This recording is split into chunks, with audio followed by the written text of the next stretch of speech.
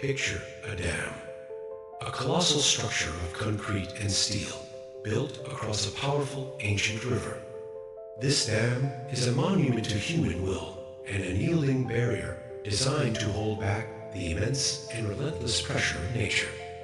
For a time, it works. The water level is managed, the flow is dictated, and a sense of order is imposed upon the wildness of the river. This dam is your constant effort to control the uncontrollable. It is the force you exert every day to make the world, and the people in it, conform to your precise expectations, your specific timelines, and your personal desires. Each demand you place on reality is another layer of concrete. Each worry about the future is another steel reinforcement.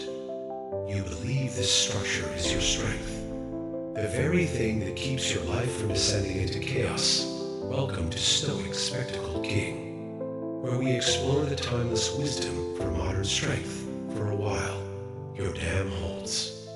But if you listen closely, you can hear a faint sound, the groan of stressed material. If you look closely, you can see the tiny hairline fractures beginning to appear on the surface. These cracks are the anxiety that surfaces when a plan goes wrong. They are the exhaustion you feel from fighting battles that cannot be won. They are the flicker of despair when, despite all your efforts, the river of life simply refuses to obey your command. You spend all your energy patching these cracks, reinforcing the walls, and pushing back against the inevitable. But the pressure never stops building. The river never stops pushing. The ancient Stoics understood a profound secret about this struggle. They knew that true strength was not in the dam, but in the river. They taught a strange and powerful paradox, that the moment you stop fighting the current is the moment you gain true power. This is not about letting the dam break in a catastrophic failure. It is not about weakness or passive defeat. It is about a conscious, deliberate, and courageous act. The decision to walk to the controls and open the gates. .it is the art of strategic surrender. In this video, we will dismantle this dam of control piece by piece. We will teach you the Stoic art of letting go, not as an act of giving up, but as the ultimate act of taking charge of what truly matters. You will learn to stop fighting the river and instead learn to navigate its current with skill and grace.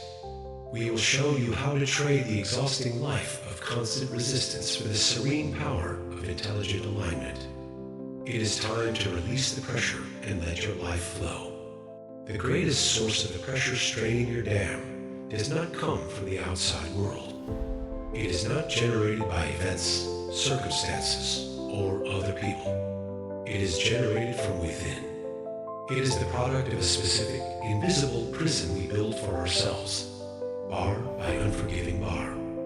This is the cage of expectation. From a young age, we are taught to be architects of our future. We draw blueprints for our lives with meticulous detail. I must graduate from this university. I must secure that specific job title. I must be married by this age, own a home by that age, and achieve a certain status in the eyes of others. We believe this blueprint is a map to happiness. In reality, it is the design for our own confinement. Each rigid expectation, each non-negotiable demand we place on the future becomes another iron bar in our cage. We think we are building a fortress of security, but we are only limiting our own movement and vision. Consider the story of a man we will call Leo. Leo was a talented programmer, and his life's blueprint was clear and precise. By the age of 30, he would be a senior project manager at a top technology firm. He would lead a team that would launch a revolutionary app, earning him industry acclaim and financial freedom. This was not a dream. To Leo, it was a debt that reality owed him. He pursued this vision with relentless force. He worked 14-hour days, sacrificing weekends, friendships, and his health. He saw his colleagues not as collaborators, but as obstacles or instruments in his grand plan. He forced his ideas in meetings, certain that his way was the only way to stay on his predetermined schedule. When his body showed signs of burnout insomnia, anxiety, he forced it into submission with caffeine and sheer willpower. He was living entirely inside his blueprint, and the bars of his cage felt like the pillars of a temple he was building to himself, but reality is a poor servant. It does not answer to our demands. A corporate merger shuffled the company's leadership. The project he was leading was abruptly canceled, deemed redundant by the new executives. His path was gone. A younger, more collaborative programmer was promoted to a different team, while Leo was left in the same position, his rigid approach now seen as a liability, not an asset. The world had failed to follow his script.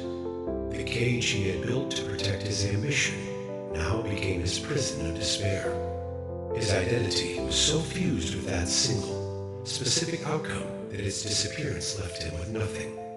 The suffering he experienced was not caused by the job itself, but by the violent collision between his inflexible expectation and the fluid, unpredictable nature of life.it was in this state of collapse that Leo stumbled upon the wisdom of Epictetus, who taught that our suffering comes not from events, but from our judgment of them. Leo realized his misery was not the cancellation of his project, but his belief that this event meant he was a failure. He had chained his entire well-being to an outcome he never truly controlled. Slowly, deliberately, he began to dismantle his cage. He stopped coursing.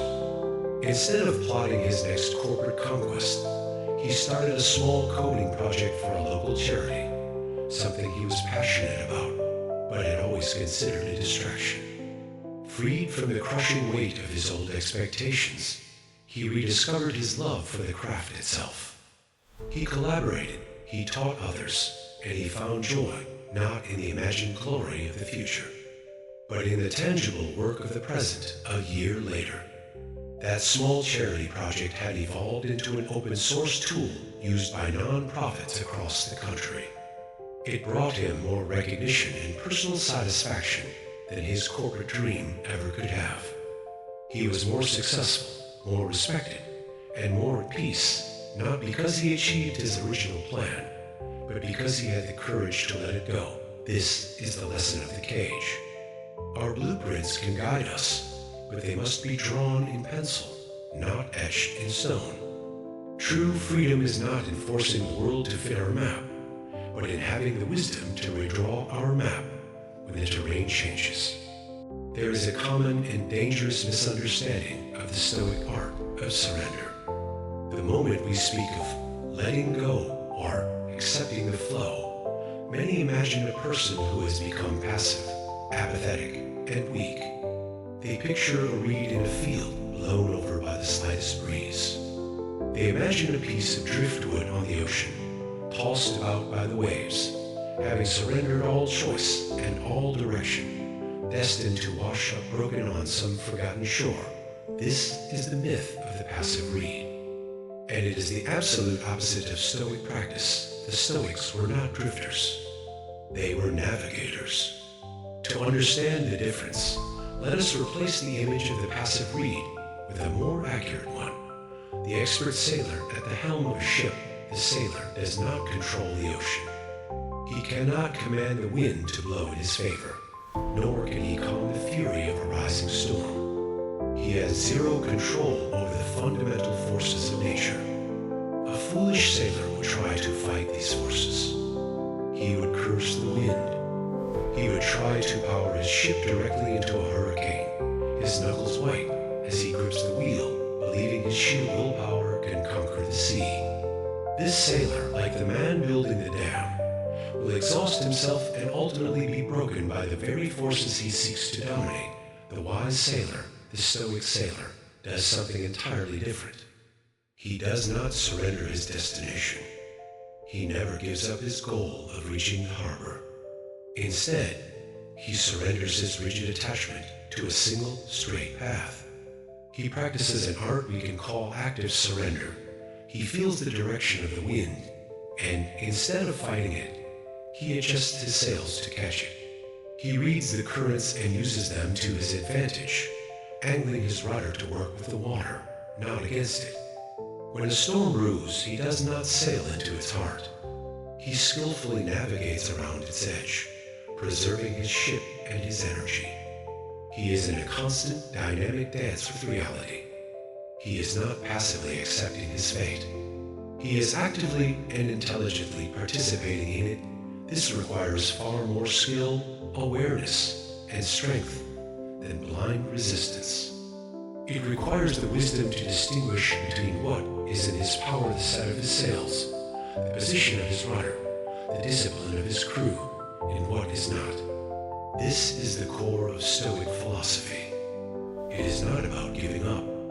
It is about the strategic conservation of your energy, focusing it only on the things you can influence and letting go of the exhausting battle with everything else. The passive reed is broken by the wind. The Stoic sailor harnesses the wind to arrive at his chosen port. The choice is ours. Are we to be victims of circumstance, or are we to become masters of our response to it? This distinction between passive defeat and active alignment is the key to unlocking true resilience. If you are finding value in learning how to become the sailor of your own life, rather than driftwood on the waves, then take a moment to subscribe to Stoic Spectacled King. We are a community dedicated to mastering the art of navigating life's unpredictable currents. Join us and let's learn to sail together. We have a gentle way of talking about difficult times. We call them learning experiences. We say that our struggles are teachers that offer us lessons. This language is comforting. It is polite, but it is a pale and bloodless description of what truly happens to us when we face the profound hardships of life. A classroom is a place of safety and theory. A real crisis is a place of fire and pressure. The Stoics had a much more accurate and powerful understanding of hardship. They knew that adversity was not a classroom. It was a forge. Imagine a master blacksmith. This blacksmith is fate, or logos the rational, ordering principle of the universe. It is not a cruel entity, nor is it a benevolent one. It is a force of transformation, and its sole purpose is to create things of strength and value. And you are a piece of raw iron ore dug from the earth. As you are full of impurities. You are brittle, shapeless, and of little use. You have the potential for strength, but in your raw state, you will shatter under the slightest pressure. To transform this ore into a fine steel blade. The blacksmith knows it cannot be reasoned with, lectured, or gently instructed. It must be subjected to an intense and violent process. First, you are thrust into the fire. This is the searing heat of tragedy. It is the loss of a loved one, the failure of a business, the diagnosis of an illness, the sting of a deep betrayal. This heat is terrifying. Your first instinct is to flee, to wish for the coolness of an easy life. But the blacksmith knows the fire is essential. Its purpose is to burn away your trivial impurities, your arrogance, your complacency, your attachment to comfort. It is to make you malleable, to prepare you for the change that is to come. The Roman Stoic Seneca wrote that fire tests gold, and misfortune tests brave men. The forge's fire does not seek to destroy you. It seeks to reveal what you are made of. Then comes the hammer. As you are pulled glowing from the flames, you are laid upon the anvil. The blacksmith raises a heavy hammer, and the blows begin to fall. These are the sharp, painful impacts of reality. A project fails. A relationship ends.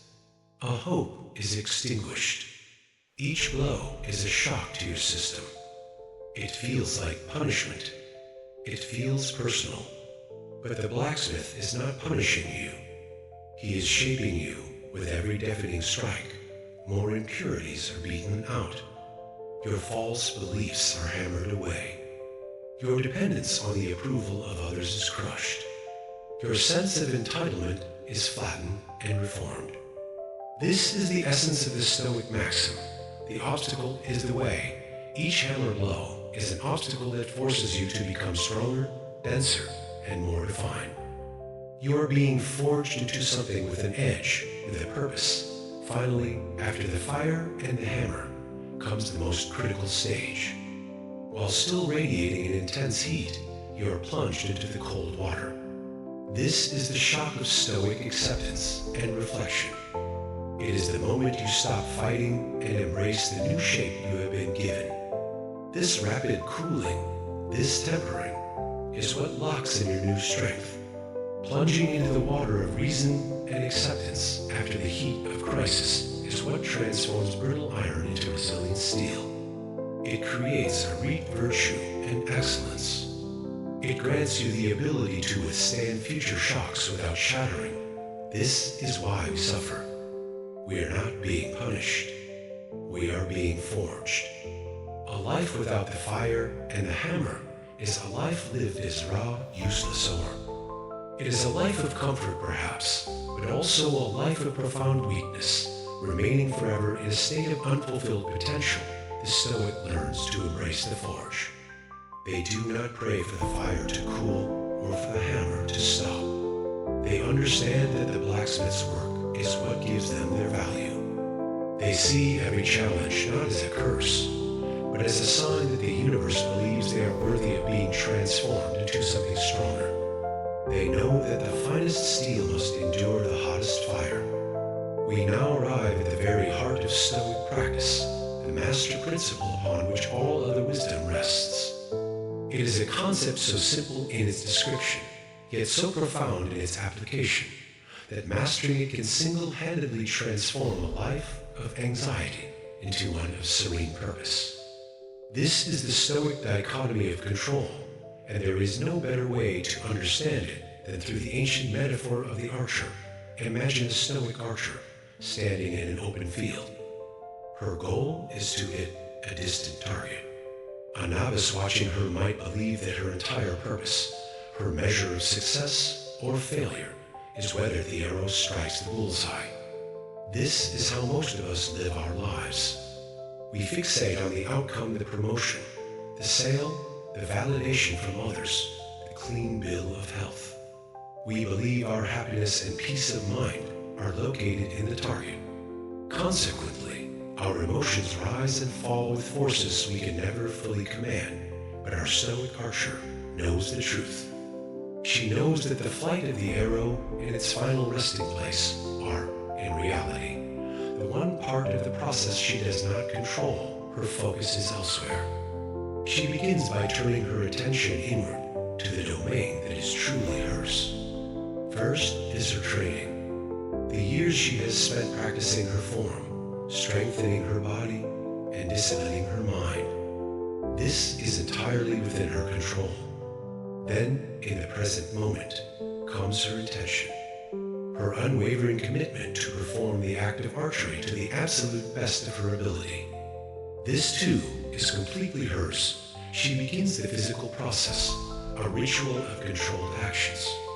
She inspects her equipment that bows tension, the integrity of the string, the straightness of the arrow's shaft. She chooses the best arrow for the conditions. This selection is her own. She plants her feet firmly on the ground, finding a stable, powerful stance. Her posture is her responsibility. She carefully knocks the arrow to the string, her movements precise and unhurried. She raises the bow, her muscles engaging with familiar strength. She draws the string back, feeling the tension build. Her breath is steady and calm in and out. She is not thinking about the target. She is thinking only about this breath, this stance, this tension.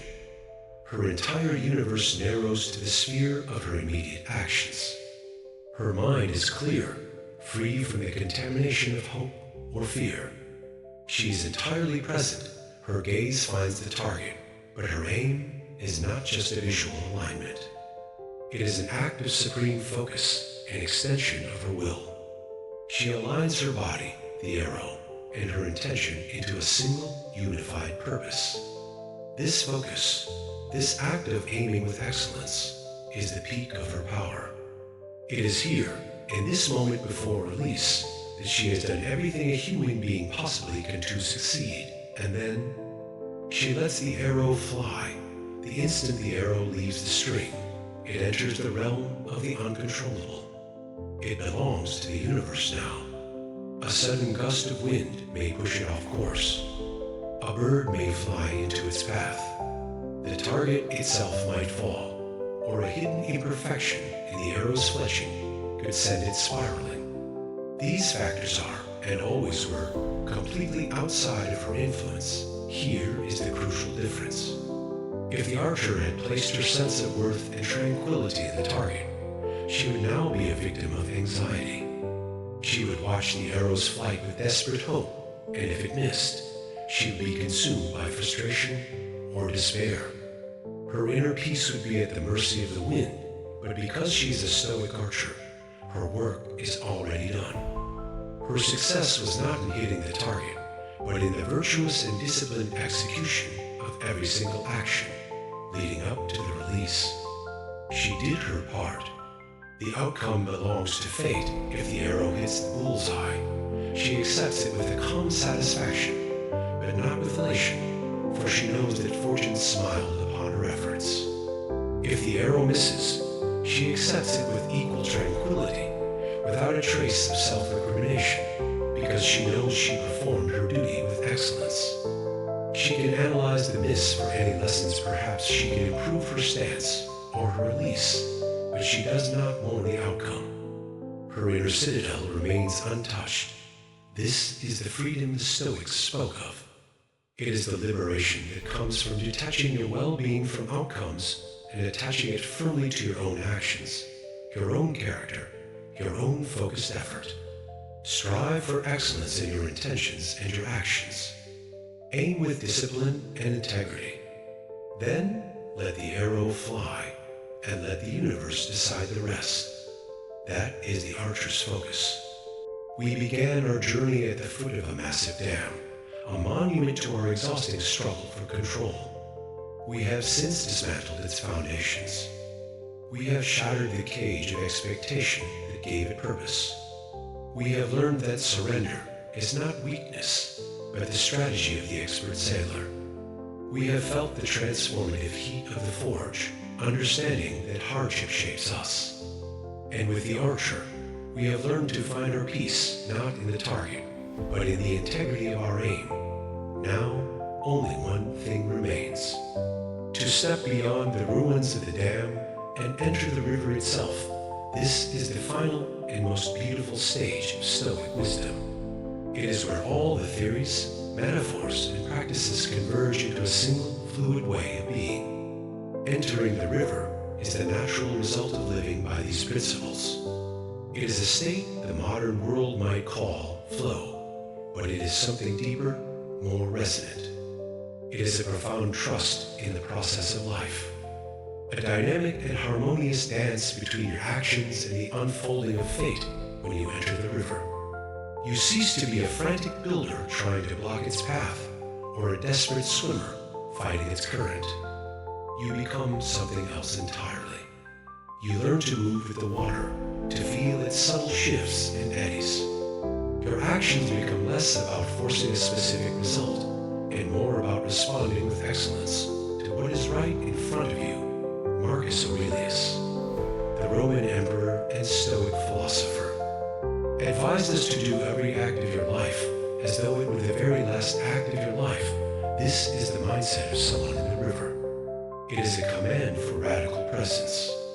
When you are fully present, you are not burdened by the ghosts of past mistakes or paralyzed by the phantoms of future anxieties. Your entire energy, your entire virtue, is concentrated into the here and now. When you are at work, you are fully at work. Your mind is on the task, not on the promotion it might bring or the criticism it might attract. You engage with the work for the sake of the work itself, like the archer focusing on her form. The result is an effortless excellence. A quality of work that is impossible to achieve when your mind is fractured by a desperate need for a specific outcome. When you are with your family or friends, you are fully with them. You are not checking your phone, worrying about tomorrow's meeting, or replaying an old argument in your head. You listen with genuine curiosity. You speak with authentic intention. You experience the moment for what it is, not for what you wish it would be. This is how deep, unbreakable bonds are forged. This state of flow, of being in the river, is not something you can force. Forcing is the energy of the dam. The moment you try to be in flow, you create a tension that pushes you out of it. It is a paradox, but it is true. The river accepts you only when you stop fighting and start trusting. Trusting what? Trusting in your training as the archer. Trusting that you have the resilience of forged steel. Trusting that you have the skill of the sailor to adjust your course. It is a deep, embodied confidence that whatever the river brings a calm passage. A series of rapids or an unexpected waterfall, you have cultivated the inner virtue and strength to meet it wisely. This is the ultimate freedom. The freedom from the desperate need for things to be any different than they are. This does not mean you will not have goals or ambitions. The river has a destination, the sea.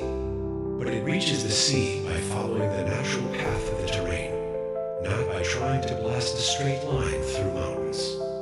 Your goals remain, but your relationship with them is transformed. You move toward them with persistent, graceful action, while accepting every twist, and turn the landscape of life presents.so. Let go of the blueprints. Let the dam crumble into dust. Take a deep breath and step into the water. Trust the process. Trust your character. Trust that the river of life, when you stop fighting it, will carry you exactly where you need to be. It may not be the journey you planned, but it will be the one that forges you into the person you were always meant to become. Thank you for joining us at Stoic Spectacled King.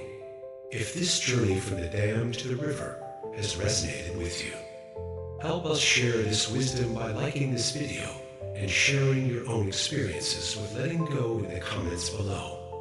What is one dam of control you can begin to dismantle in your life today? Subscribe for more practical Stoic wisdom, and remember, do not just watch the river. Have the courage to enter it.